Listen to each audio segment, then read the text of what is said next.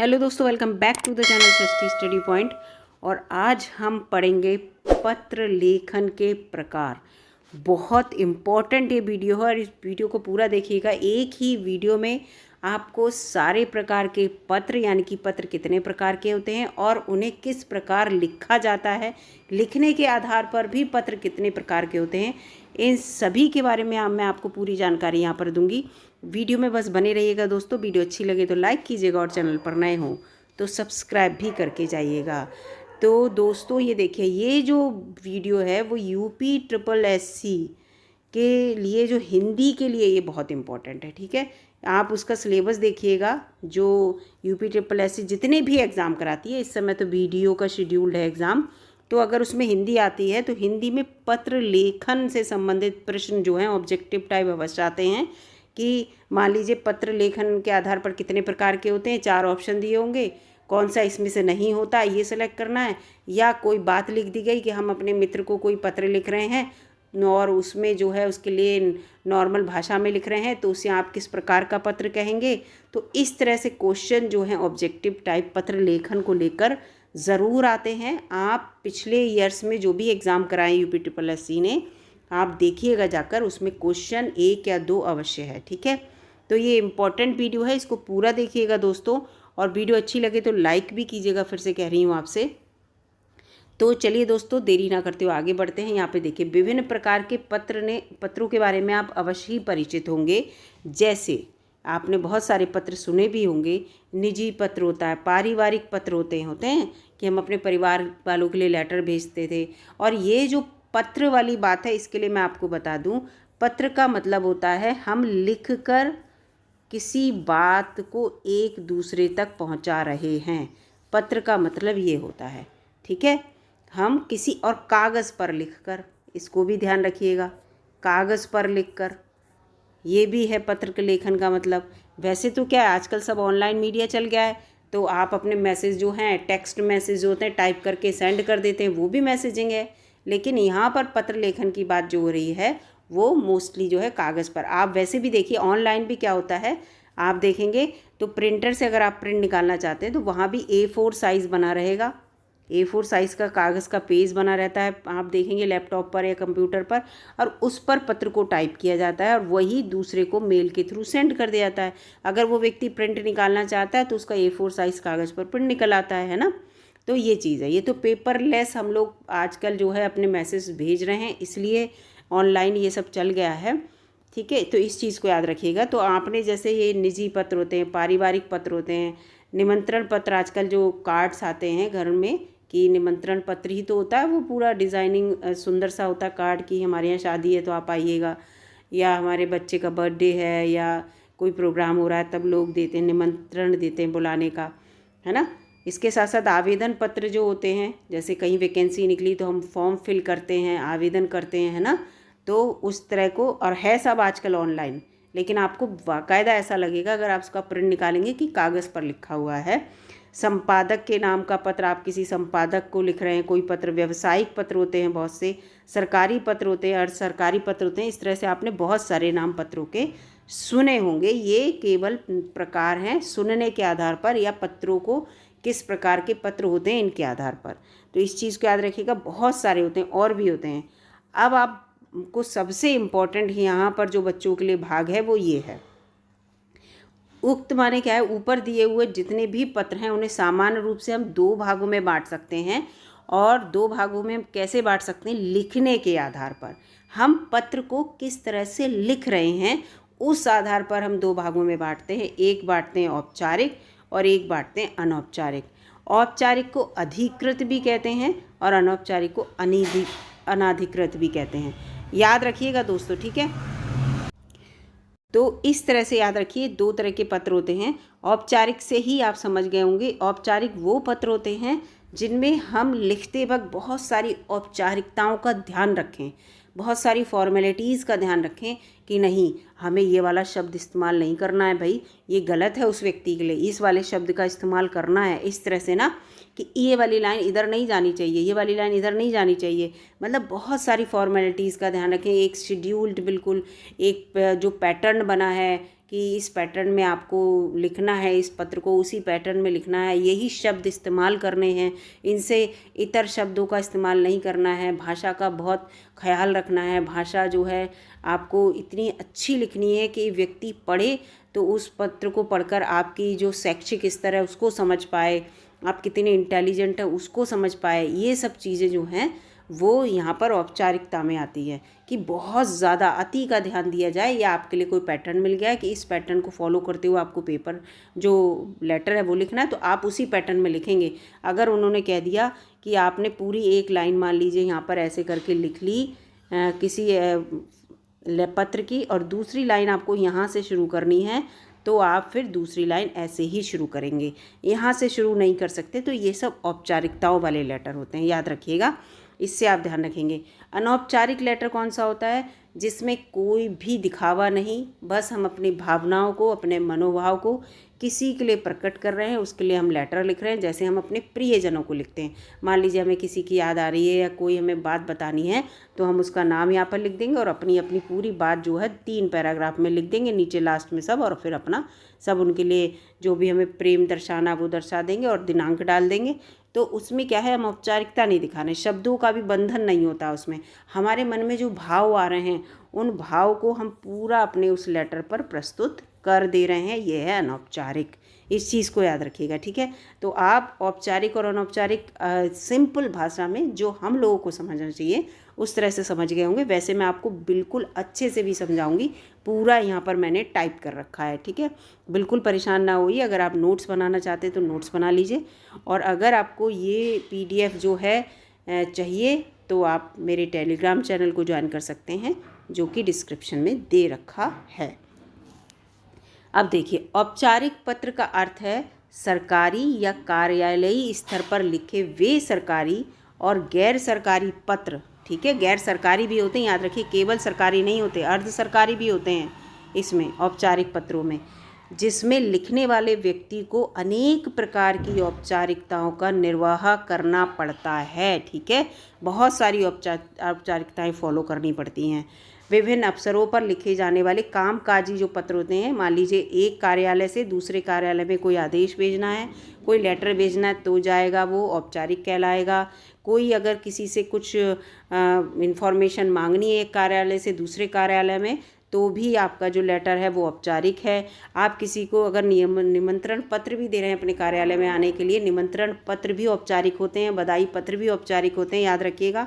आप ये मत सोचिएगा कि वो अनौपचारिक भी होते हैं। लिखने के आधार पर मैं आपको पहले ही बता चुकी हूँ कि आप लिख किस पैटर्न में रहें, कहाँ से वो लेटर जा रहा है, चाहे वो कोई भी लेटर हुआ, ठीक है। तो आपको पता है, जब किसी कार्यालय से जा रहा है या किसी सरकारी काम के लिए जा रहा है तो वो औपचारिक होगा ऑब्वियसली। तो विभिन्न अवसरों पर लिखे जाने वाले कामकाजी पत्र भी वस्तुतः औपचारिक ही होते हैं।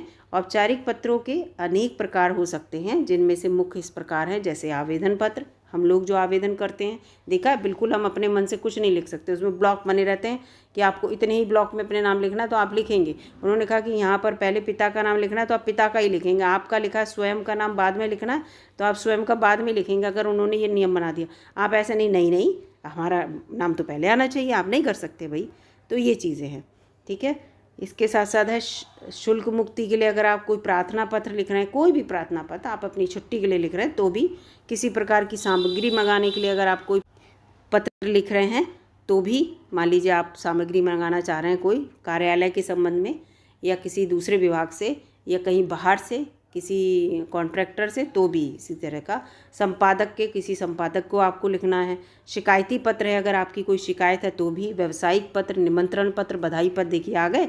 संवेदना पत्र, अगर आपके विभाग से कोई संवेदना भेज रहे हैं किसी के प्रति, तो भी बिल्कुल औपचारिक शब्द रहेंगे कि ये लिमिटेड शब्द आपको लिखकर भेजने हैं, ठीक है। लेकिन अगर हम अनौपचारिक रूप से अपने किसी फ्रेंड के लिए संवेदना पत्र भेज रहे हैं, तो हम अपनी मनोभाव वहाँ पर प्रकट कर देंगे।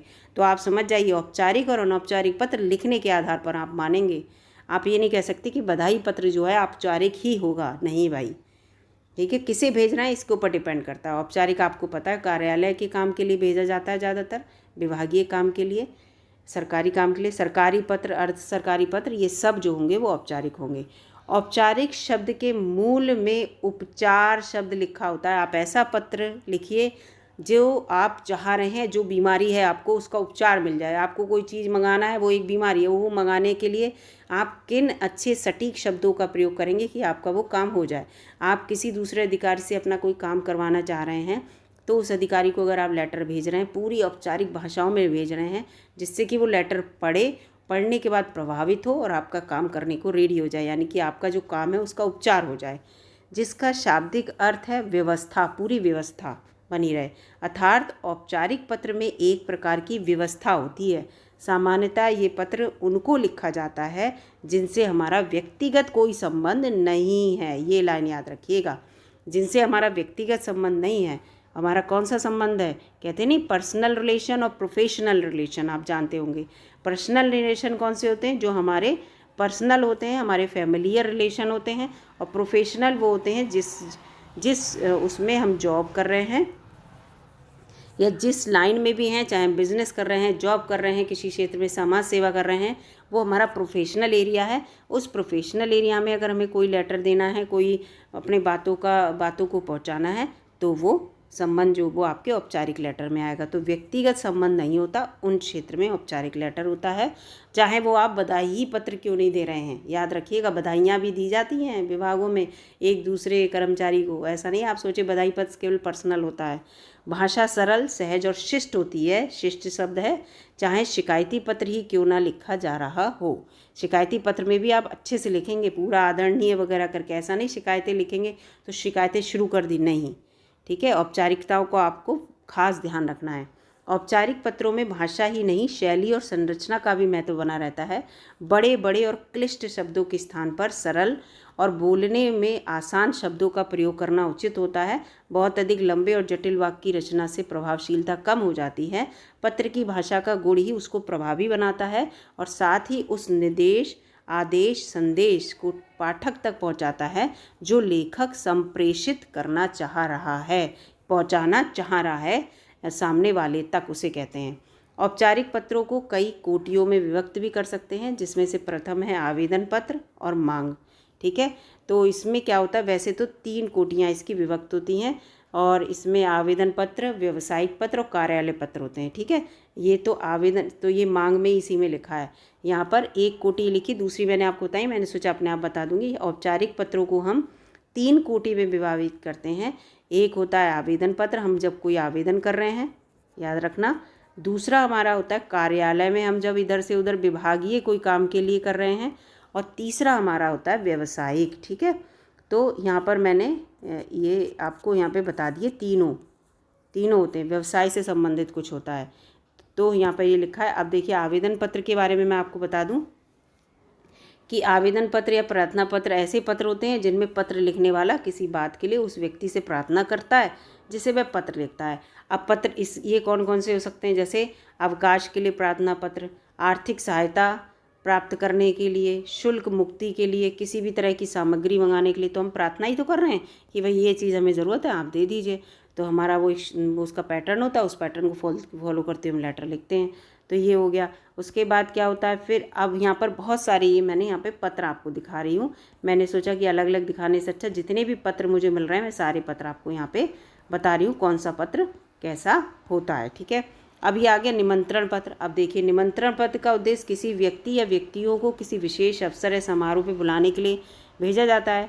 यह उपस्थिति के लिए, भोजन के लिए, व्याख्यान के लिए भी आप निमंत्रण देते हैं ना, रिसर्च पेपर के लिए, किन्हीं अन्य उद्देश्यों के लिए भी हो सकता है। तो ये आपको बता दूं दोस्तों, दोनों तरह का हो सकता है, आप याद रखिए। औपचारिक भी हो सकता है, मुख्यतः तो औपचारिक ही होता है, लेकिन अनौपचारिक भी होता है। अगर निमंत्रण पत्र हम अपने पर्सनल फ्रेंड को भेज रहे हैं, लिखने का तरीका हमारा कैसा होगा, नॉर्मल होगा कि भाई तुम्हें यहाँ पे ऐसे ऐसे आना है और ऐसे से अगर नहीं आओगे तो इस तरह से हम लोग अपने भाव प्रकट कर रहे हैं ना। तो ये औपचारिकता में बता रहे हैं कि औपचारिक में निमंत्रण पत्र इस तरह से होते हैं। बधाई पत्र भी होते हैं औपचारिक, और अनौपचारिक भी होते हैं बधाई पत्र। और वैसे तो मुख्यतः जो हैं ये सब औपचारिकता में चलते हैं, ठीक है। नहीं तो हमारे जो मित्र होते हैं उन्हें हम बधाई पत्र ना देके, जो हमारे पर्सनल होते हैं उन्हें हम पर्सनल जाके बधाई देते हैं। किसी व्यक्ति की नियुक्ति हो रही है, चुनाव में कोई जीत गया, परीक्षा में सफलता मिल गई है, यह सम्मान, अभिनंदन आदि में सामान्यतः बधाई पत्र लिखे जाते हैं। और बाज़ार में मुद्रित बधाई कार्ड भी मिलते हैं, जैसे नववर्ष के हैं, दीपावली के हैं, ये सब कार्ड आपको मिल जाएंगे। इसके साथ साथ संवेदना पत्र कब होते हैं? जब किसी के जीवन में दुख या निराशा का अवसर आता है और परिचित व्यक्ति, यहाँ पे देखो मित्रता आ गई, मित्रता में आप औपचारिकता नहीं दिखाएंगे। आपसी संबंध आ गए तो यहाँ पर भी औपचारिकता नहीं दिखाएंगे। के आधार पर संवेदना देने के लिए हम पत्र लिखते हैं, जिसको हम संवेदना पत्र कहते हैं, ठीक है। तो लेकिन यहाँ पर क्या होता है, विभाग से भी संवेदना पत्र जाता है। अगर विभागीय कर्मचारी के साथ कुछ गलत हो जाता है तो विभाग से एक संवेदना पत्र जाता है, वो औपचारिक में आएगा, याद रखिएगा, क्योंकि उसमें औपचारिकताएं होंगी, कौन कौन से शब्द लिखने हैं, कौन से नहीं लिखने। लेकिन जब हम संवेदना अपने पर्सनल किसी मित्र को, अपने पड़ोसी को, तो वैसे तो हम पर्सनली दे आते हैं, लेकिन हमें अगर पत्र के द्वारा देना हो तो भी हम बहुत अधिक वो क्या करते हैं, उसमें औपचारिकता नहीं दिखाते हैं कि हम बिल्कुल सटीक ऐसे ही शब्द लिखेंगे। और जबकि ये सब जितने भी लेटर हैं ये औपचारिकता के अंतर्गत लिखे हुए हैं। निमंत्रण पत्र भी, बधाई पत्र भी और संवेदना पत्र भी। अर्ध सरकारी पत्र तो औपचारिक होते ही होते हैं, तो इनको आप अनौपचारिकता में नहीं ला सकते, ये औपचारिक पत्र ही होते हैं। अर्ध सरकारी पत्र का प्रयोग सरकारी अधिकारियों में आपसी पत्र व्यवहार या सूचनाओं के आदान प्रदान के लिए किया जाता है और इन पत्रों को अनौपचारिक शैली में लिखा जाता है। संबोधन में व्यक्तिगत स्पर्श होता है, फिर भी ऐसे पत्र सरकारी और औपचारिक ही माने जाते हैं, ठीक है।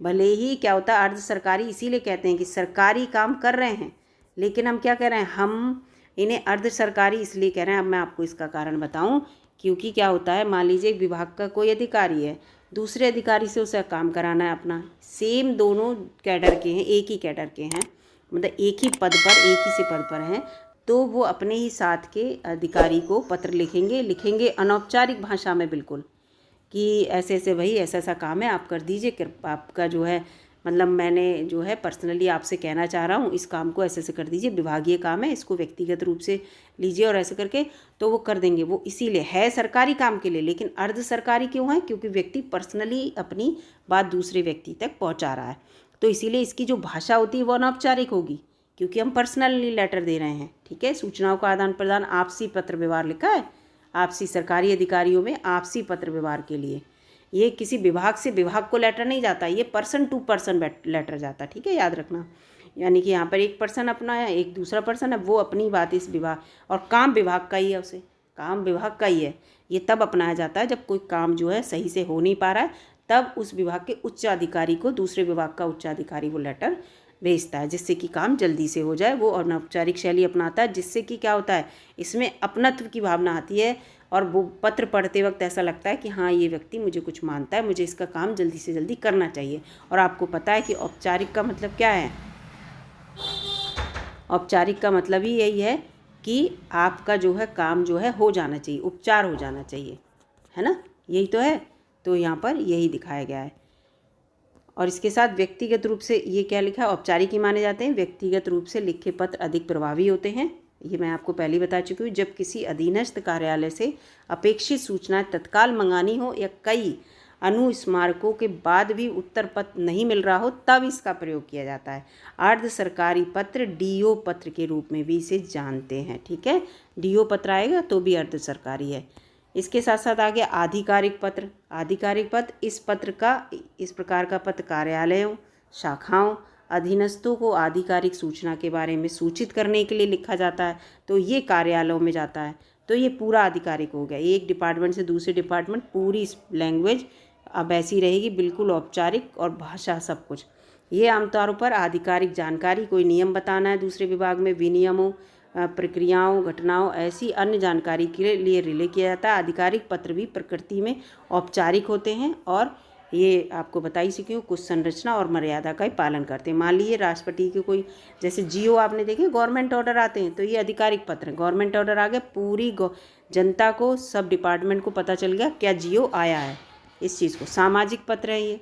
सामाजिक पत्र में क्या है, किसी विशेष स्तर पर लिखे गए व्यक्तिगत पत्र को सामाजिक पत्र के रूप में जाना जाता है। वो मैं बता ही चुकी, जैसे बधाई पत्र ऊपर पड़ा था, शोक पत्र जैसे संवेदना पत्र, निमंत्रण पत्र, ये सब सामाजिक पत्र में आते हैं और ये भी औपचारिक होते हैं, ये आपको बता चुकी हूँ मैं, ठीक है। इनको ये मत सोचिएगा कि सामाजिक पत्र अनौपचारिक होते हैं, औपचारिक होते हैं। हमें सामाजिकता में भी औपचारिकता का ध्यान रखना होता है। परिपत्र, परिपत्र एक पत्र जो बड़ी संख्या में लोगों को सूचना देने के लिए होता है और वह एक परिपत्र होता है। एक ही पत्र लोगों के बड़े समूह में कुछ महत्वपूर्ण सूचनाएं, पते में परिवर्तन, प्रबंधन में परिवर्तन, एक शादी की सेवानिवृत्ति आदि के बारे में। अब इसमें क्या है, मान लीजिए एक डिपार्टमेंट से कोई पत्र बहुत सारे डिपार्टमेंट में पहुंच गया, इसे परिपत्र कहेंगे। एक ही न्यूज़ पहुंचानी है, बहुत सारे डिपार्टमेंट में पहुंचानी, तो उसकी कॉपी करी और बहुत सारे डिपार्टमेंट में वो सूचना पहुंचा दी, इसे कहते हैं परिपत्र। परि का मतलब आप जानते हैं पूरी परिधि, एक सेंटर है, सब जगह लेटर पहुंचा दिया, इसे कहेंगे परिपत्र, याद रखिएगा, ठीक है। तो ये परिपत्र हो गया। रोजगार पत्र, आपको पता रोजगार पत्र कौन से होते हैं, कोई भी पत्र जो कार्य ग्रहण कर रहा है, पदोन्नति कर रहा है, आवेदन पत्र है जो ऊपर आपने पढ़े, वो सब रोजगार पत्र के अंतर्गत आएंगे। तो यहाँ पर मैंने जितने भी पत्र थे वो आपको बता दिए। रोजगार पत्र के अंतर्गत आवेदन कर रहे हैं वो रोजगार पत्र है, पदोन्नति हो गई।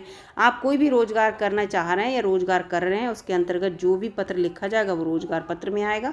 इसलिए मैंने बता दिया कि एग्जाम में हो सकता है ऑप्शन में कुछ भी आ जाए, तो आपको पता होना चाहिए कौन सा पत्र क्या है, जिससे कि आप बिल्कुल परेशान ना हो। व्यावसायिक पत्र, आपको पता है व्यापार संवाददाताओं के बीच लिखा जाता है ये पत्र।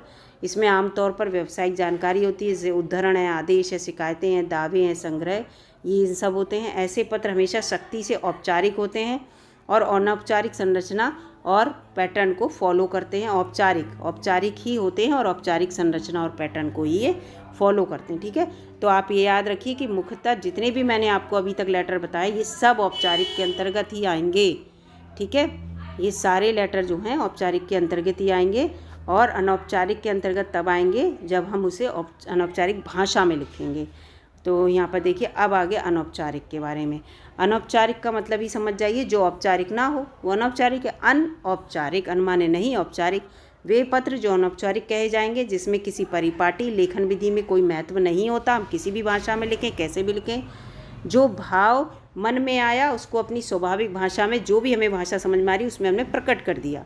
सामान्यतः निजी व पारिवारिक पत्र इस कोटि में आते हैं। जैसे आप खुद सोचिए, एक आपको बड़ा अच्छा उदाहरण दे रही हूँ और बड़ा हेल्दी सा, जैसे छोटा बच्चा जो होता है अपनी माँ को लेटर लिखना चाहता है और उसे हिंदी अच्छे से लिखनी नहीं आती है या इंग्लिश, लेकिन वो अपने माँ को भाव प्रकट करना चाहता है। जैसे आजकल मदर्स डे पे टीचर्स कहते हैं माँ को लेटर लिखना, या बच्चा बर्थडे पे मम्मी के लिख के देता है, फादर को लिख के देता है, तो वो अपनी भाषा में लिखता है, उसे जो भी लिखना है, वो जो भी गलत लिख रहा है हिंदी सही लिख रहा है, जैसी भी लिख रहा है, लेकिन वो अपने भाव प्रकट कर दे रहा है। जब वो उस व्यक्ति तक पहुँचता है, चाहे वो उसकी मदर हुई, भाई हुई, मतलब उसके अपने जो पर्सनल रिलेशन है उनके पास जब पहुँचता है और वो पढ़ते हैं तो वो उसके भाव को समझ जाते हैं, है ना। उसने पत्र लिखा, अपने भाव लिखे, लेकिन उसने ये कुछ नहीं लिखा कि कहाँ से आया, वो कौन लिख रहा है, क्या लिख रहा है, जो है भाव वो लिख दिया, तो ये अनौपचारिक पत्र में आएगा, ठीक है। तो आप समझ गए होंगे, जो भाव मन में आया उसको अपनी स्वाभाविक भाषा में व्यक्त कर दिया। सामान्यतः निजी व पारिवारिक पत्र बताया, देखो इस कोटि में आते हैं। इसमें प्रायः अपने संबंधी, परिचित, मित्र की कुशलता की जानकारी लेते हैं।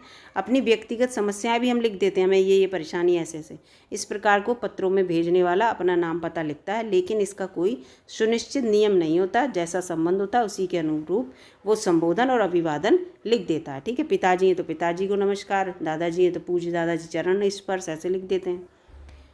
अब अनौपचारिक पत्र लिखने के उद्देश्य के बारे में यहाँ पे पूरा दिया है। अनौपचारिक पत्रों को लिखने का मुख्य उद्देश्य क्या होता है, अपने परिवारजनों, प्रियजनों, सगे संबंधियों और मित्रजनों को निजी संदेश भेजना होता है। अब वो हर रूप में हो सकता है, देखो आ गया, आप बधाई दे सकते हैं, शोक सूचना भी दे सकते हैं, विवाह लिख दे के समारोह के लिए बुला सकते हैं, जन्मदिन पर आमंत्रित कर सकते हैं, ये सब पत्र इसमें आते हैं।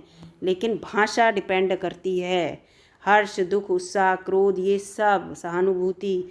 आप क्रोध के लिए भी लेटर लिखते हैं, कभी कभी टेक्स्ट मैसेज में लड़ाई होती है तो कितना होता है, क्रोध में जो भी शब्द याद आ रहे हैं सारे लिख रहे हैं। समस्त अनौपचारिक कार्य, अनौपचारिक पत्रों का प्रयोग होता है अनौपचारिक कार्यों के लिए, ठीक है।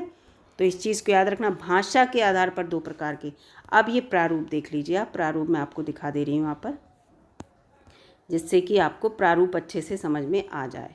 प्रारूप में आपको अभी देखिए, औपचारिक पत्र का प्रारूप है, आपका पता लिखा जाएगा, यहाँ पे डेट लिखी जाएगी, फिर जिस व्यक्ति को भेजना उसका पता लिखते हैं, फिर यहाँ प्रिय लिखेंगे, फिर क्या करेंगे, प्रिय भी नहीं आदरणीय लिखते हैं बहुत से, और औपचारिक में प्रिय ना लिख के क्या लिखेंगे आप, आदरणीय लिख देंगे, है ना, सादर लिख देंगे, है ना, ऐसे करके लिखते हैं।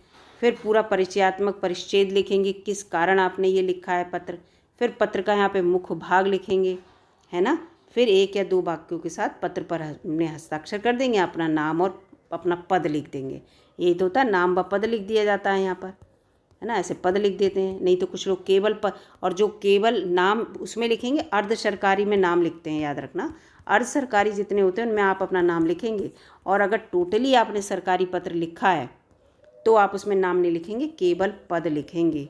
आपने देखे होंगे लेटर, जो सरकारी लेटर आते हैं, तो आपने नहीं देखा है, जैसे कि अपर सचिव, मुख्य सचिव, ऐसे लिखा होता है, नाम नहीं लिखा होता है ना। किसको हम भेज रहे हैं, किसको, तो उनके पद से जाता है वो लेटर, वो पूर्ण सरकारी। अर्ध सरकारी वो जो मैंने बताया था कि पर्सन टू पर्सन, कोई अधिकारी दूसरे अधिकारी को भेज रहा है, तब वो नाम के थ्रू भेजेगा, ठीक है।